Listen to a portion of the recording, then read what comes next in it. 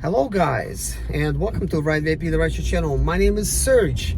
In today's video, I'm not going to be talking about rideshare, but you guys already been keeping up with my videos, my little updates. I've taken a little break from posting some videos just because I've been super busy, but I've noticed you guys are watching my videos, you guys are commenting on my new job that I have gotten, and I think some of you guys don't know that I got a new job because of the type of comments that you're leaving. But anyways, just got off work.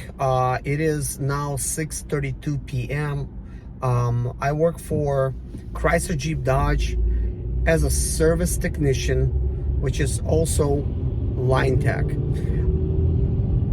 This is Thursday. I can't believe, this is Thursday. Tomorrow's Friday, which is the end of the week. Of course, I gotta work half day on a Saturday, but with that being said, guys, man, so much to tell you guys, just so much has been going on, and I'm like, wow. Okay, so boy, I've been working 3 weeks, but it feels to me like I've been working already several months. That's how it feels like, just because of the amount of work that I've done, the amount of knowledge that I have gained from actually working there, and so much has happened with me and the surroundings and some of the staff and whatnot.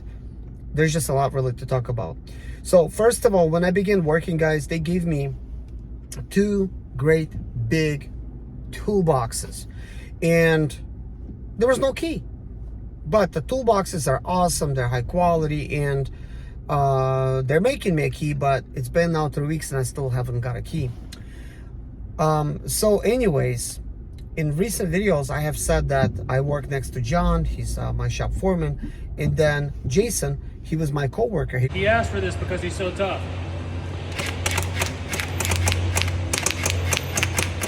He's the strongest man in the shop. That's cool. Besides me. And I became good friends with them and then other guys. Let's put it in my stomach.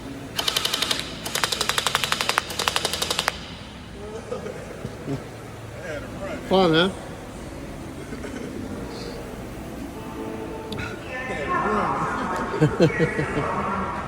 But these are the guys that was basically working to my right and to my left.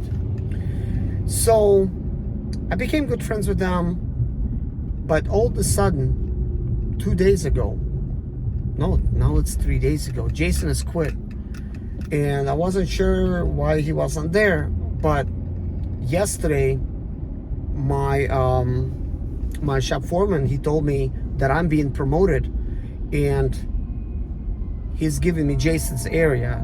His toolboxes, the toolboxes that he was using. I mean, I didn't need to switch toolboxes, but because I'm kind of I didn't even have to even shift areas. So basically, he told me now you get basically a computer. I got everything, because prior to that, I had to borrow Jason's computer, or I needed to go on shop foreman's computer to be able to log in for my jobs and whatnot. Okay, because there's a lot. When you're working for a car dealership, you do need a computer. And I looked around, everybody had a computer but me. But I told you guys in the very beginning, they hired me not as a service technician, right? Well, that's what they told me. They told I wanted to be a service technician, but they said, well, we're gonna start you off as a Lube tech. But I never seen the site of Lube tech. I was never even in the area. And when I got hired, they're like, hey, we're putting you next to shop foreman, and that's it. And when the paperwork went through and they hired me, it said service technician on the paperwork, which I was quite excited. And turns out they've seen a lot of my YouTube videos on my main channel that has over 30,000 subscribers, 8 million views. They looked at that and they figured out we don't want to waste this talent. Not that that's what they told me, but that's why they placed me there. So basically, the shop foreman, he said that he's seen my videos and he says he knows I can do the work, but he wants me to learn how they do things. And I'm like, yeah, no problem. So he's like, hey, you're gonna need to take these courses and whatnot. You're gonna need to finish them. Well, guess what? Monday, I finished all the courses. And ever since then, there was a lot of stuff that was happening. Turns out I finished the courses on a Monday, and on a Tuesday, I guess Jason quit. Yeah. So lots is happening, because at first it was like, Jason was like, hey, you finished your courses already? And I'm like, yeah. I mean, it's just like kind of like all the courses that's required for a service technician to be able to work inside and understand the dealership and how things work and how to use everything. Is basically lots of different things, okay? But there's additional courses that I could take, which are not a requirement right now, but this is something that I plan on taking. But anyways, I'm just kind of like giving you a little highlight of what's happening. But oh my gosh, almost lost my breath. Also, I've been kind of feeling a little weird. Like, I'm feeling better, but like I thought I was coming down with a cold, but I've been doing some things to remedy that, and feeling better. I just kind of like worked through it. So anyways, let's continue. So the shop foreman told me yesterday that I'm being promoted, and he wants me, you know, he's giving me the computer, he's giving me the 2 lifts. He says he's gonna have additional lifts and stuff, and he says I want to see you working on your own. Like, he doesn't want me to really like ask him any questions about it. You know, not that I was like following around and like asking questions. He just wants me to be able to just take jobs and do everything on my own. Plus, he's swamped. Like, he don't have no time for that. So like the way things are, it's just like we're so busy. We're like scheduled out like 3 weeks in advance to get service. So they really need like good service technicians bad, you know. And then unfortunately you have some that quit, and I really hate to see Jason go. And I've seen him today, and he came up and he picked up his tools and whatnot, and you know, I wish him the best and everything. He wished me the best. And he was like, hey, you could have my lifts. That's and I'm like, well, that's not the promotion I was looking for, because I was gonna get a computer regardless. Like the shop foreman, he was telling me they're gonna get me a computer, right? But I noticed things kind of work a little slow when it comes time to getting stuff. As a matter of fact, I'm really lucky to even have a computer now, to have a lockable toolboxes. And I've been working really hard today, guys. I actually stayed overtime, and I cleaned up the toolboxes that I got. I had to wipe everything down. I arranged my computer and everything. I arranged my tools. I had to do everything kind of quickly. And also I was like wasting no time. As I'm working on cars and something's updating or something's happening, I'm over there cleaning, I'm doing this stuff, because that's like my area now. Like, I want to make sure that it's clean. When you clean and organize, it's a lot easier to work. Well, now I got a key for my toolboxes. The shop foreman gave me the keys. Computer set up. I have my iPad, I have my iPhone. My iPad and the iPhone and my MacBook Air is all set up now to run with company's type of software that they are using. Except for one of them, the one that you actually use for clocking in, that is a little bit different. So for that, I need like an actual work computer. And on that one, you got to log in all of your jobs, because it's internal software that is being used. But I do use my own laptop for all my training, and I use my iPad and my iPhone for the diagnostics and looking up all of the service bulletins and all the information. I could do that on the regular computer as well, but this is like just much easier. And the diagnostic scan tool that they give us is basically OBD2 device that you plug in, and you basically diagnose everything, you know, with the OBD2 type of diagnostic scanner. And it can connect to your iPhone, it can connect to iPad, Android, like whatever device you have, including a laptop, MacBook Air even, it will connect to that. So you could just diagnose a vehicle straight, you know, like with that. So that is really cool. So I set everything up. Guys, I got a bunch of logins, bunch of passwords, bunch of stuff I gotta remember, a bunch of different codes and terminologies that I was not used to. A lot of these different abbreviations, and I was writing a lot of stuff down, and now repetition. And for the last 2 days, I'm already like not going off my notes, but I'm remembering what I gotta punch in, just because This is a constant workflow, constant. I'm always doing something. And this was what I was kind of hoping for, to be able to get in this dealership setting and to be able to challenge myself, learn the ways of the service technician, learn the ways of the actual workflow of line techs, you know, how like stuff is coming in, how stuff is coming out, get busy. Like, so like when I'm working, I'm trying to basically do the best I can, kind of like it's my business, except it's not, right? And also it's up to me to determine all of the things that's wrong with the vehicle. While a lot of people are skeptical of dealerships, they think, you know, that's a place where you're going to get ripped off, right? And I'm not talking about just the price that you go into the dealership, because it's expensive. It's somewhere more than $200 per labor hour, which is a flat rate. It's a different type of terminology, but labor hour, it's something you could look up on All Data software. Anybody could get it. There's also All Data DIY. We also use All Data to look up, you know, different rates and stuff. But a lot of times, you know, technicians, and this is not necessarily the dealership's fault, but technicians, maybe they don't know how to properly diagnose vehicles, right? And they throw parts at it, right? Because it doesn't cost them any money. Well, not everybody's like that. You know, some of the people that I work with, like for instance, my shop foreman, he don't want to just throw parts at it. Like, he wants to make sure that that's going to, you know, solve the issue prior to doing it and getting stuff properly diagnosed. And what I'm trying to do is learn how to properly diagnose vehicles, how to properly do all the electrical works and stuff, because cars are getting more and more technologically advanced, and they're becoming a little tricky.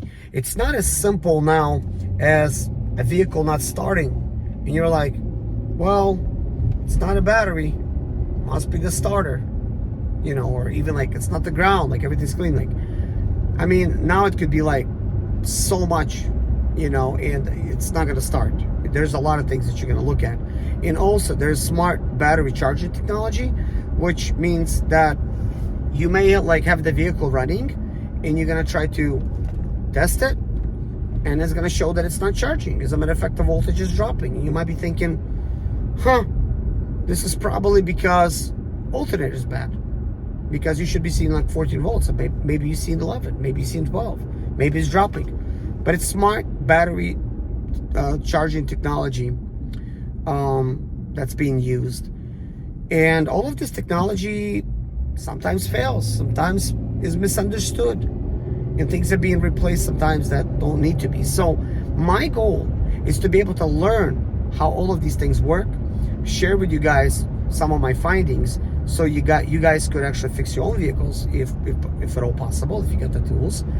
But most importantly, the customers that walk in, they're not spending more than they have to. They just spend a fair wage for getting their vehicle fixed without having to spend money for like extra parts and stuff like that, because that costs additional money.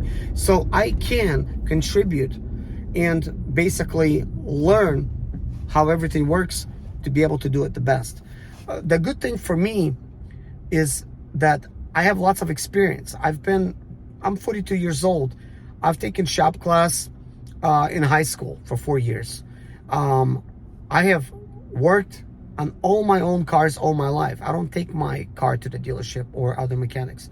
I have when I'm like completely in the middle of the country. I don't have the right tools, don't have the right parts, because I drove all over the country. But then I quickly learned, you know, to have my own tools, to have the parts, what fails, and I would diagnose it and fix it on the road.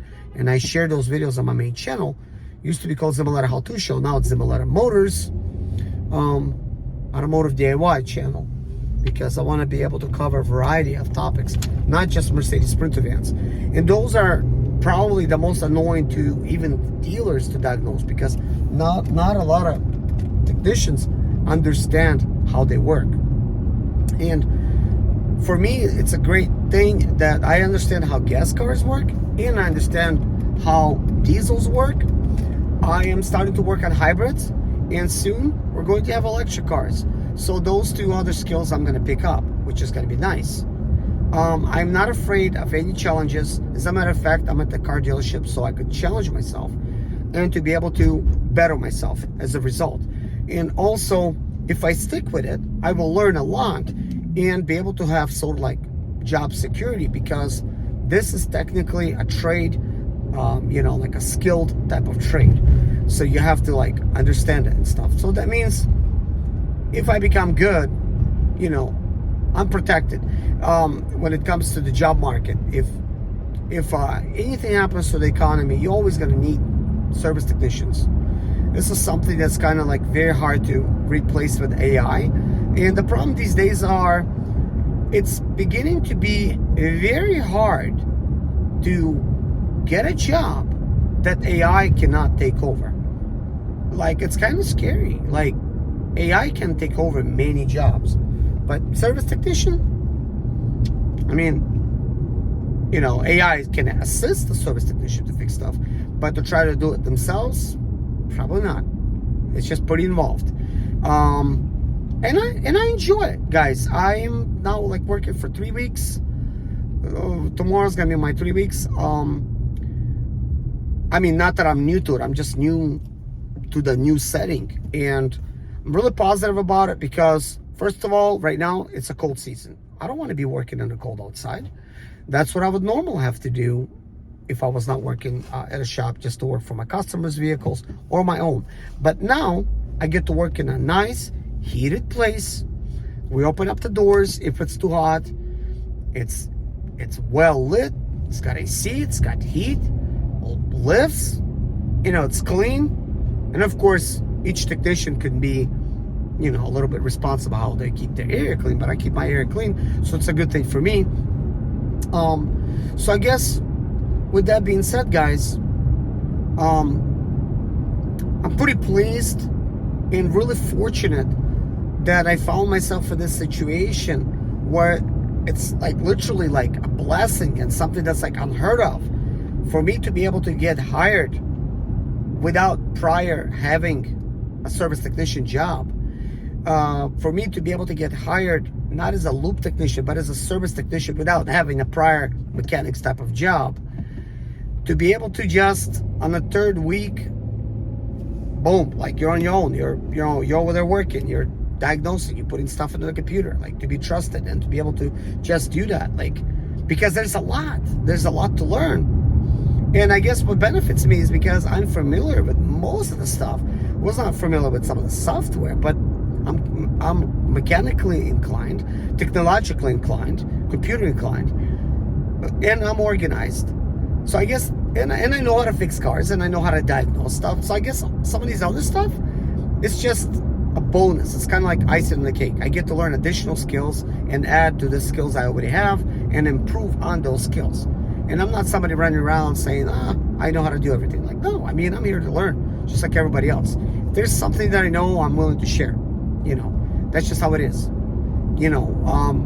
dealership is always going to be full of work because we're servicing cars right now. That's like warranty jobs, regular service type of jobs. Some of that stuff is maybe covered by warranty or people choose to get it serviced. So I've been servicing like lots of brand new cars. Occasionally I get a 2005, 2006, 2008 car. Mainly it's like 2020, 2022, 2023 stuff. A lot of it's just service. Some stuff is recalls. Some stuff is like updates. And, it could have been challenging, but I guess because I have those other prior skills, even though I wasn't working in a dealership setting, just because of my approach in life, just to always try to find solutions to the problems, it has really helped me. By the way, I have updated my mechanics uniforms. They did not give me my official Mopar uniforms yet because things take a while. So I ordered a couple black sets of uniforms. They're black, like a full type of suit. So I'm pretty happy that it's just a black color, and it's a size large, which is, it fits me good. Like, medium would fit me, but it would just, like, for a mechanic, that's just a little bit too tight, like you want to make sure you can move around and reach and, do all this different stuff. And kind of like think about like karate outfits, they're kind of loose because you got to like kick and do this kind of stuff. So you kind of have to have slightly loose clothing to where you can actually reach stuff, but not excessively, of course. But guys, I'm excited. I just can't believe like how fast everything is happening. Not only that it's a fast-paced environment, but how quickly I'm just like in there and I'm like working. I'm just like everybody else now, and I'm just like I'm in it, you know. Today, shop foreman said, "Thank you for all the hard work." Like he noticed, and you know he's appreciative. He's a really nice guy. He's by the book, and he tries to make sure he does a good job. And he did trade me good. But I was in that environment to where kind of like the training was mainly the learning that I did on the computer, and then we jump in and basically it's like, hey, this paperwork, you put it here, you put that there, you know, just basically show me the software. But all of the diagnostics and all of these other things I have to do on my own. Like he wasn't there saying, hey, this is how you do an oil changer, this is how you do like a tire rotation or whatever. But if let's say like there's something more complicated, like a machine that I've never used before, like they have this brake fluid flush machine. I've never used it before, but it was actually pretty simple to use. Like, you know, he showed me how to use it on like one little brake line, and then I did the rest of it. You know, it's pretty simple, you know. It turns out like I bought a lot of tools that are actually very useful. Like I'm actually able to like be like a legit type of a mechanic. In the next video, I'm gonna be showing you guys my toolboxes and my area. This is my new area, my computer setup and everything. This is after I cleaned everything up, because I don't even take pictures prior to how everything was just dirty and all over the place and unorganized. I had to organize so much. It was kind of crazy, but I'm really happy that this is done. So tomorrow I'm gonna come in a clean area. Well, I was in a clean area on my side, but now I'm gonna be working in a new area. I could still use my old lift because, you know, I'm gonna be kind of used to it.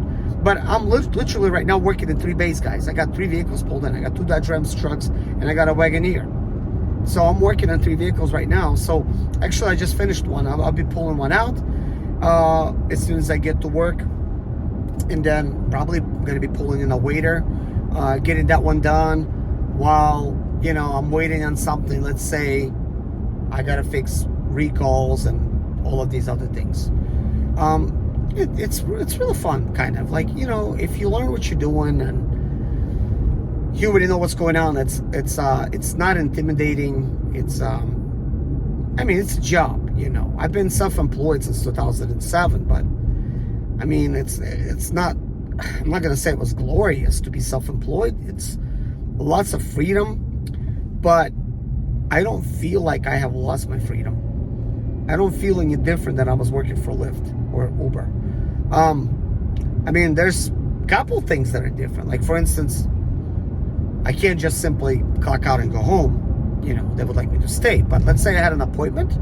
All I got to do is like let them know I have an appointment, and they're going to be real understanding. I could go to the appointment and I could come back to work. You know, if I'm sick, of course, I could take those days off. If I need to do something, like let's say receive a phone call while I'm working, that's fine. If I need to like use a phone for something while I'm working, that's fine. So, okay, that's good. I could walk around as well. I could go outside. I could go get coffee and whatnot. Like nobody's breathing down my neck. Like essentially, it feels to me like I'm in this big shop and I'm a mechanic and I'm basically like, well, service technician, and I'm just fixing cars. Like my job is to go out there, get new cars, fix them and stuff. The only thing is, right now, the shop foreman, I mean, he's the one that's handing out work. So whatever he gives me, I'm doing it. So it's up to him what kind of work I'm gonna get. So, you know, that's no problem for me. But anyways, what else can I tell you? So I think right now, you know, this is gonna be it for now, but there's so much more that I could share with you guys, but like this video is becoming kind of long. So in the next video, I'm just gonna show you guys my toolbox setup and stuff, and then I do plan to individually show some tools. I don't know how I'm gonna do that yet, because, you know, I hardly have any time to really show like tools individually, but I think each tool deserves its own like little review because they're so different, you know. And I think I need to come up with like a video like which tools I use most often, which tools that you will need, which tools that I'm not even taking them out of the box, not even using them. Yeah, because I mean, you don't want to buy too many tools. And I guess last bit of advice that I have for new starting out technicians or lube tech: stay off the tool truck. Do not just go on tool truck because it's cool and everybody else is doing it. Do not go there and buy tools. Tool trucks were great and are great for things that you can't get at Harbor Tools, Home Depot, Lowe's, let's say like Walmart, obviously Amazon, eBay. If you can't get that stuff there, maybe you could get it on a tool truck. But even then, there's a solution. Maybe it's on Amazon Marketplace or something. If you really need that specific tool, buy a brand name like Snap-on, Matco, Mac Tools, you know, and what have you. But now there's Harbor Tools. And Harbor Tools, they have Icon brand. Icon brand is a really good brand. That's like their top of the line. It's expensive. You don't have to get Icon. You could get Pittsburgh, some Quinn, lifetime warranty. That's great. But if you get those sets already, then you're like, okay, I need these sets, but Pittsburgh doesn't have that. Icon does. Icon's kind of like your tool truck. So then you get whatever you don't have in Pittsburgh or Quinn, get it by Icon. Or if there's a great sale, like I was able to catch recently, Icon was 20 to 25% off. I think it was like 25% off, and I got a bunch of stuff. Most of my stuff is Icon. Some Pittsburgh. But mainly is Icon. I spent lots of money on Icon. So that's kind of like my tool truck tools, except they're not off the tool truck. And I'm really happy with Icon. I'm using that every day. So far, like I'm actually, you know, just using like whatever. If something breaks, and nothing has broken by Icon yet, but I'm sure it will, I'll take it back and get my money back. I mean, get another one. But Pittsburgh, I have Pittsburgh, like, you know, like wrenches that are basically kind of like ratcheting style. I've broken some of them. Not at this job, but just broke using them like one time, and they don't ratchet anymore. So I gotta like, well, I broke like one of them. So I gotta exchange one of them. I also broke some of their socket extenders, well, size, you know, like extenders. I've broken some of those by Pittsburgh. But that doesn't mean Pittsburgh is bad, but what it does mean, you can just go and to the Harbor Tools, don't have to have your receipt, bring the tool, they're just gonna open up a brand new box, hand you a brand new piece, you know. So I actually got a couple pieces I gotta replace, which is Pittsburgh. But anyways, thank you so much for watching this video. Subscribe for more, and I'll see you guys in the next one. Bye bye.